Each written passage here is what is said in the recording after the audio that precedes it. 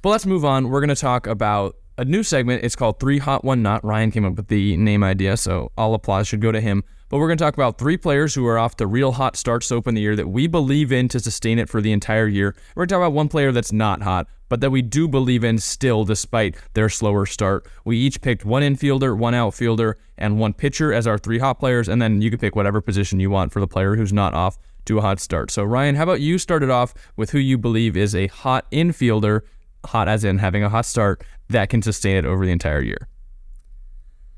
I've got, sticking with the Dodgers, I've got Will Smith, who kind of has been recognized as a top 3 catcher in baseball, kind of sometimes top 2. Real Mutus kind of 1, then Adley, the newcomer. But Will Smith has hit 306 with a 1034 OPS, with a 165 WRC plus to open the year.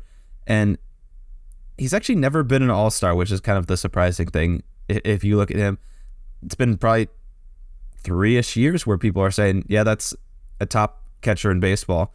And so I'm hoping potentially this hot start, he can keep it going. I believe in him. He's kind of always had the offensive production.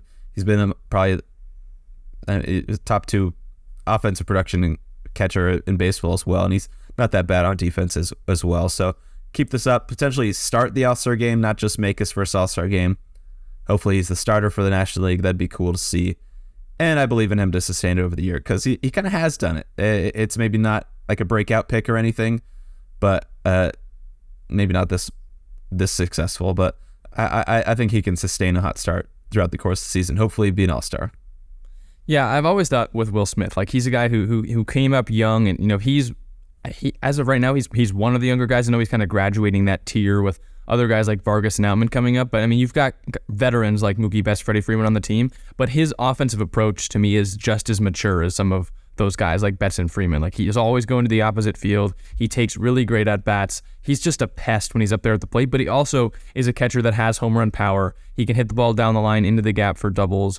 I've always been really impressed with Will Smith's approach, and there aren't many guys, as a Giants fan, that I would want at the plate less than Will Smith. I mean, we've named a couple in this episode, but he's another one of those guys where every time he comes to the plate, you feel like he's going to get a hit or he's going to walk some way or another. And with the ability to put the ball over the fence too, I think that's what really separates him as a catcher. And he's not terrible on defense, so I think he will definitely make his first All-Star game this year.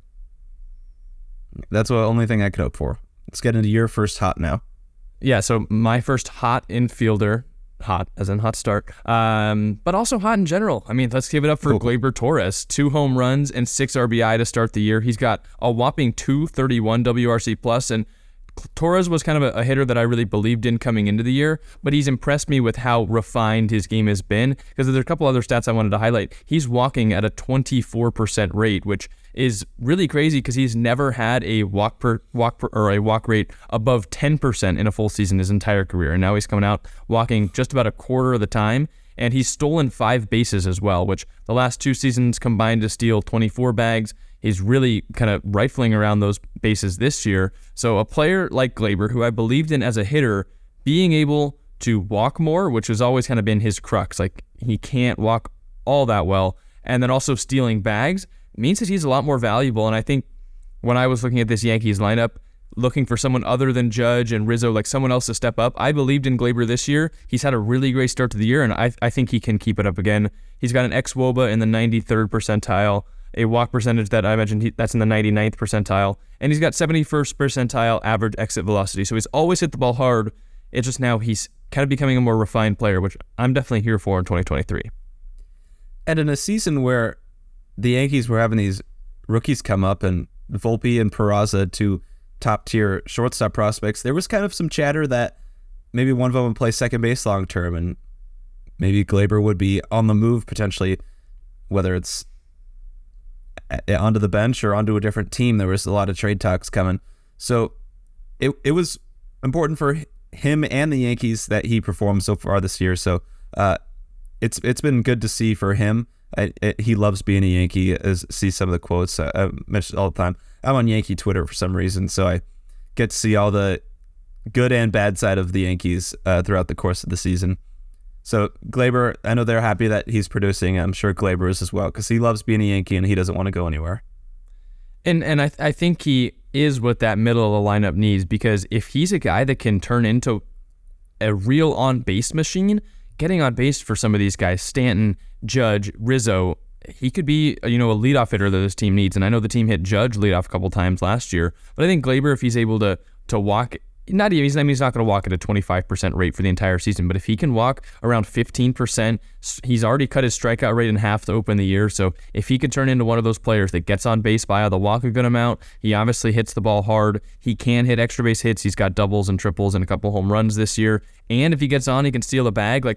Then all you need is a Judge single and you've got a run. So I really like that the way that Gleyber Torres has refined his game this year, and I think that with the Yankees offense, it's even more valuable that he is doing that. So I'm a big believer in Gleyber Torres, and I think that he will keep up this hot start.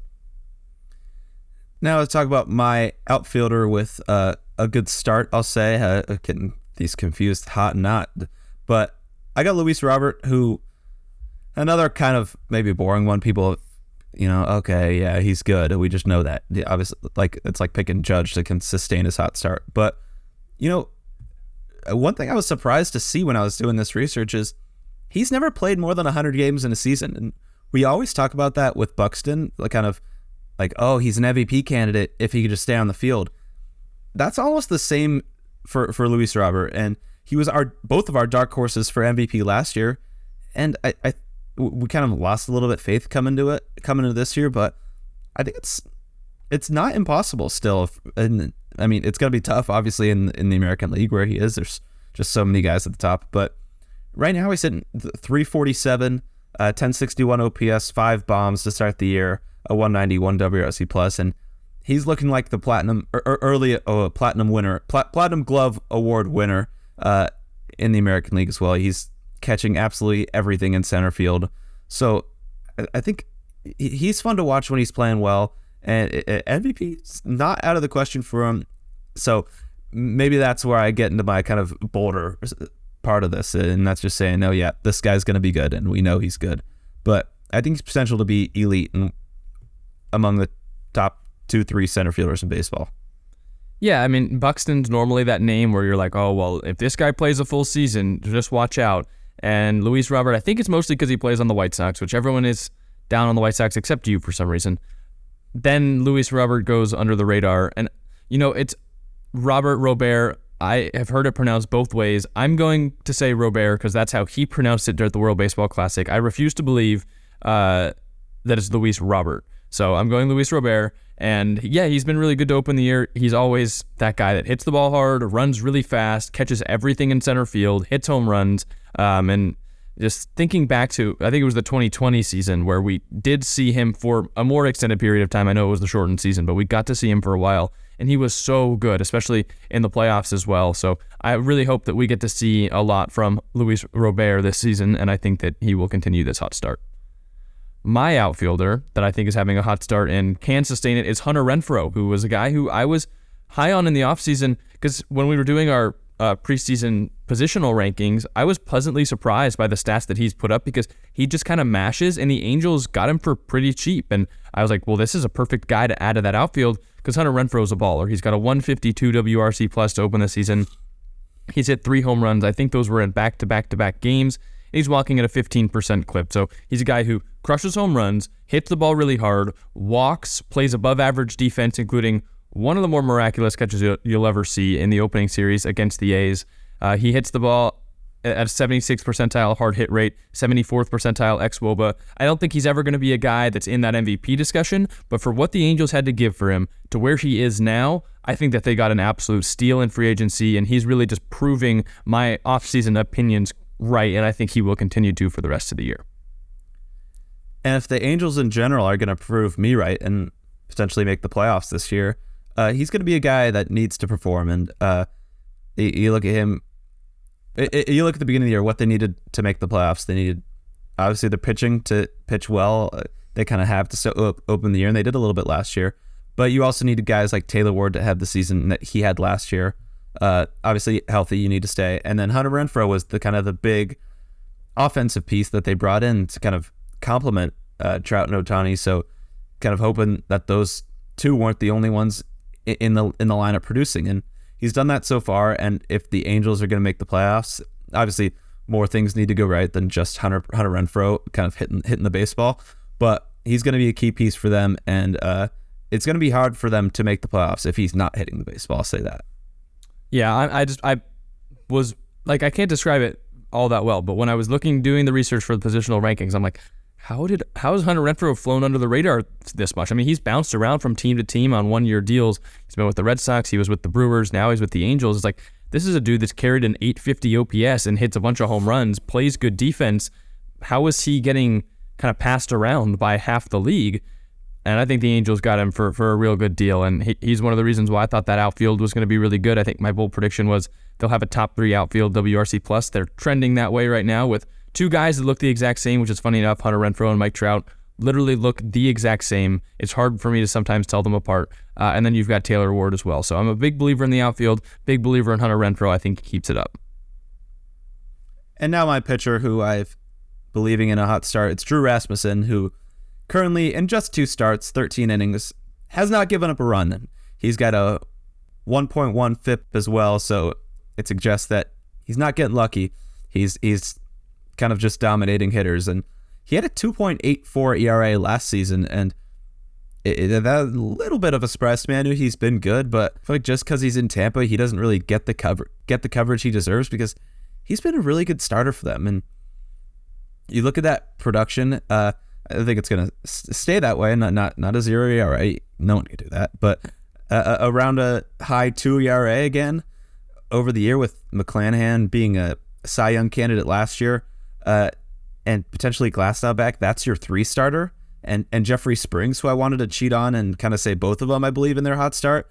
So those 4 guys at the start of a rotation, especially come October, which, I mean, I didn't have them getting there, but when you win 12 games to start your season, it's going to be tough for me to stick with that. If you have those 4 guys in a series and then a playoff series as well, that's going to be dangerous. And I believe in Drew Rasmussen to kind of be that guy. I guess it's in the middle of the rotation for the Rays. Yeah, I remember last year when he had was it a perfect game or was it a no-hit bid that was eventually broken up late in the game, but that's kind of when he really first landed on the map. But you look at his season-long numbers, and it's like, well, this should have been a dude we've been paying attention to all year. Under a 3 ERA, it's like, what are the Rays cooking? How do they keep finding these guys? But Rasmussen is a guy that, it's a good thing that he did get put on the map, because he is really good, and he's part of that Rays team that somehow is 12-0, going for 13-0, which would tie the MLB record to open a season. That would be huge, and he's one of the reasons why I think that they can sustain, not this production, but they will probably be a playoff team come the year's end, because the starting rotation is one of the things that you can really bank on, and it's kind of always the way we talk about the Rays. But you've got McClanahan, you've got Rasmussen, Springs, and Glasnow, and they fix in a bunch of different dudes. They just brought up Taj Bradley, who was their number 1 overall prospect, to make his debut yesterday, and he outdueled Chris Sale. So it's just the Rays, and I think they've really hit on Rasmussen. I agree with you that he can keep up his start to the year. My pitcher, I shouted out Jesus Luzardo last week at the end of our episode, just kind of talking about breakout guys we believe in. So I'm not going to go with Jesus Luzardo again. I want to show some love to a second player. So I'm going to go to his old teammate, the new Minnesota Twin, Pablo Lopez, who's been just unreal to start the year. 3 starts, 20 innings pitched, most in the league, a 1.35 ERA, and he's striking out 11.7 batters per 9 inning. His velocity's up 2 miles an hour, a full 2 miles an hour on the fastball. He's added a very effective new sweeper, which it seems like every pitcher has added this year. It's kind of a mix between a curveball and a slider. You'd probably see it as a slurve or something like that, or a sweeping curve in MLB The Show. And he's made 3 real quality starts despite switching to a new team, a new league, which everyone always says is hard, and making his first ever opening day start. So I believe in Pablo Lopez, and you even want to look at some of the expected stats, and they back it up as well. Go to his Baseball Savant page. His StatCast is just dotted with red. The 2 that stuck out the most to me, which for a guy like Pablo Lopez, who's always pitched to contact, were a 98th percentile chase rate. So he's getting guys to chase out of the zone, in a 91st percentile whiff rate. So a lot of swing and miss generated from a guy who normally was a ground ball pitcher, would pitch to contact with that changeup. He's right now fastball. He's got the changeup and the sweeper as well. He's been fantastic to open the year. And, I kind of told you before the year, I think he can be an ace in Minnesota. I really like the trade, and I still think that he can keep it up as the year goes on. This is a guy who I was maybe a little down on to start the year. Maybe not necessarily down in terms of him, but kind of less than you. I tried to pump the brakes on you saying he's going to be an ace. I knew he was going to be there one, but being a team starting pitcher one and being an ace are two different things. So he's been that so far, and early in the year, he's at 3 games started, but around his second start, around 7 to 10 games into the year, I was looking at kind of all the teams, and the Twins I feel like are the team that I might be wrong about. I had them at third in the division at I think 80 and 82, so I was feeling that a little bit, and don't get that right now, because I'm just gonna say they're gonna do better than I thought, and I think they were a team that if I was gonna say if I was wrong on someone who wasn't gonna make the playoffs, it's them, but it's got to be the Rays at this point. So I feel like there's still not room for them in the playoffs, in my opinion. I still think the Guardians, who are only a game and a half back, are going to win that division, but I think they're going to do better than I expected, and Paulo Lopez is a reason why. He is a reason why, and he's the reason why they're going to win the division. I stick by it. Who's your one not? I went to another pitcher. I had Aaron Nola, who was my pick to win the Cy Young, and so just bad predictions left and right for me, I guess. There's been some good ones with Dustin May, but Aaron Nola with 3 starts at 15.1 innings pitched, 7.04 ERA. But the big one for me is a 3.73 FIP, which isn't good. It's to start the year, it's good, but it's not Cy Young caliber, and a 3.63 xERA. So it suggests that he's going to regress back to what he's expected, and it is a slow start, but 7.04 ERA maybe kind of blows that slow start a little bit out of proportion, and he's had just a few rough starts, kind of carried by his bad start on opening day against the Rangers, where I think he went like 4 shutout and then had like a 7-run inning that he allowed or something like that, and then just 2 okay starts since then. So Cy Young pick, off to a rough start, and I'm not worried about him over the course of the season, but might be worried about him a little bit to win that award, because with much longer of a slow start, it's going to be hard to bounce back and win a Cy Young award. Rarely see guys have a slow start. We see guys have a slow start and put up a great season, all-star, all MLB team, whatever, but it's going to be hard to look at the end of the season and see he produced the best among pitchers in the National League when you have 3 rough starts to start the year, and still not out of the picture, but with much longer of a slower start, it's going to be tough for them to give him that award. So another miss. Yeah, this is the first guy where I'm not 100% agreeance with you. I know, he's not going to have a 7.00 ERA or whatever it was for the entire year, but he's not a guy I'm extremely confident in bouncing back to his levels of last year. He was a guy that coming into the year, I was kind of hesitant about. I mean, just the way that he pitches, I know he had, very high WAR numbers last year because he was able to get to such a high volume of innings. But when you throw that many innings in a regular season, and then you play the entire postseason pitch all the way into the World Series, as well as he's a guy that, he provides a lot of value with the volume, but his efficiency as a pitcher isn't as great as some of the other guys. I had my doubts about Aaron Nola throughout the year last year, and then kind of coming into this year. So he's not a guy that I'm, pounding the table for, saying this guy is most certainly going to bounce back. He's going to be in that Cy Young conversation like we all expected. Not a guy that I'm kind of echoing from what you think. So I think he will bounce back. I mean, he's not going to be this bad for the entire year, but I am not as confident that he's going to come back and be, an all-star, all-MLB caliber player. He'll still be good, but I'm not sure he's going to be elite in 2023. So not in full agreement with you on this one. My one player who's not having a hot start that I think is going to turn it around is MJ Melendez of the Kansas City Royals. He's a semi-right fielder, halftime catcher, and he's not having a fantastic start. A 62 WRC plus, a 162 batting average, and he struck out 19 times. But here's some of these expected stats and underlying stats. hitting the ball harder than just about anyone in the league. 99th percentile average exit velocity, 95th percentile max exit velocity, and the single best hard hit rate in baseball. So somehow the guy who's hitting the ball harder than anyone in the league has a 162 batting average and a 62 WRC plus. There's some big discrepancies in his expected stats to regular stats. His xWOBA is at 435 and his regular WOBA is at 266. So it's almost cut in half of what he should have. His expected slug is 674 and his actual slug number is 333. So MJ Melendez is a guy who's hitting the ball harder than anyone in baseball. He's playing good defense, even great defense, despite not playing his natural position, splitting games between right fielder and catcher when he normally should be behind the plate if Salvador Perez wasn't there. I think he's a guy that's most definitely going to see some positive regression soon, because you can't hit the ball that hard and not get rewarded for it eventually. And he's a guy I believed in going into the season. Both him and Aaron Nola are on my fantasy team. So two guys that I'm also hoping for kind of a bounce back. And you mentioned all those stats. It's kind of hard to deny. Sometimes that's just baseball. You get unlucky. You hit the ball hard right at people. But over 162 games, it's very rare you see someone get very unlucky for a long period of time. So when you're hitting the ball that hard, you're going to get rewarded. And I think this is a guy who I'm hoping he does, obviously.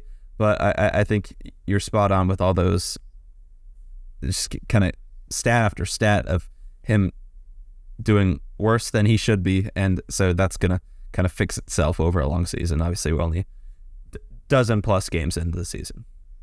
Yeah, the Royals are a team I'm worried about in general. I mean, not everyone's hitting the ball as hard as Melendez is, but their batting average is, I think it was like 20 points worse than the second worst team in baseball. Like, they're by far in the cellar right now for hitting. Their pitching, guys like Brady Singer, who we wanted to believe in, aren't off to the hottest starts. You know, I was high on the Royals coming into the year. Not high, like playoff team high, but just thinking that they could be better than they have been in past years and take a jump with some of their younger talent. Little concerned about that prediction now, one that I'd maybe regretting a tiny bit, but Melendez is a guy that I really do think is going to hit this year, and if he does get unlucky for the rest of the year, that would be a travesty, because he's doing everything right. It's just you can't control where the ball goes, so you keep hitting the ball hard, and I think he will be rewarded. So he's my one not player. But let us know down in the comment section on YouTube what you thought. Who are some of the hot players that you think can continue that their blazing start, and then who's a player that's struggling to open the year that maybe people are starting to back out on that you're still in, and that you would buy low on to continue to play well for the rest of their year. So let us know down in the comment section. Ryan, before we wrap this episode up, is there anything else that you want to talk about? Thank you all so much for watching this video. If you like what you saw, make sure you like, comment, and subscribe, and as well as hit that notification bell. If you want to see more content from our show, check any of the videos around me or follow our socials for more content from Double Play.